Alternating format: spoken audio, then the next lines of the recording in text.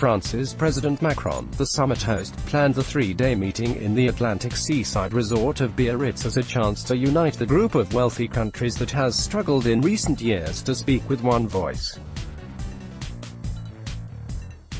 Macron set an agenda for the group, France, Britain, Canada, Germany, Italy, Japan and the US, that included the defense of democracy, gender equality, education and the environment.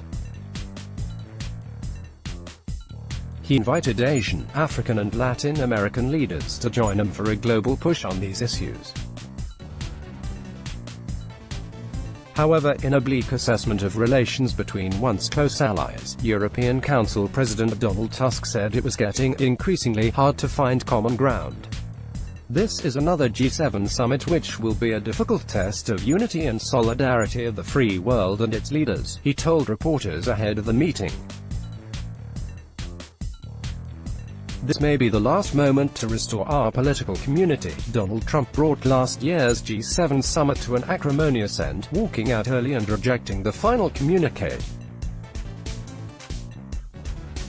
Trump arrived in France a day after responding to a new round of Chinese tariffs by announcing Washington would impose an additional 5% duty on some $550 billion of Chinese imports, the latest tit-for-tat trade war escalation by the world's two largest economies.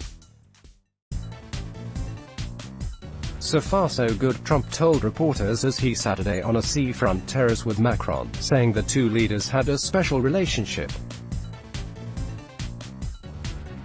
"We'll accomplish a lot this weekend," Macron listed foreign policy issues the two would address, including Libya, Syria and North Korea, adding that they shared the objective of preventing Iran from obtaining nuclear weapons. However, the initial smiles could not disguise their opposing approaches to many problems, including the knotty question of protectionism and tax.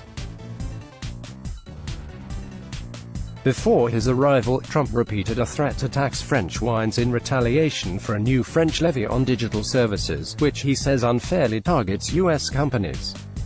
U.S. officials said the Trump delegation was also irked that Macron had skewed the focus of the G7 meeting to niche issues at the expense of the global economy, which many leaders worry is slowing sharply and at risk of slipping into recession. French riot police used water cannons and tear gas yesterday to disperse protesters near Biarritz. Sunday Independent.ie blog adds. Why?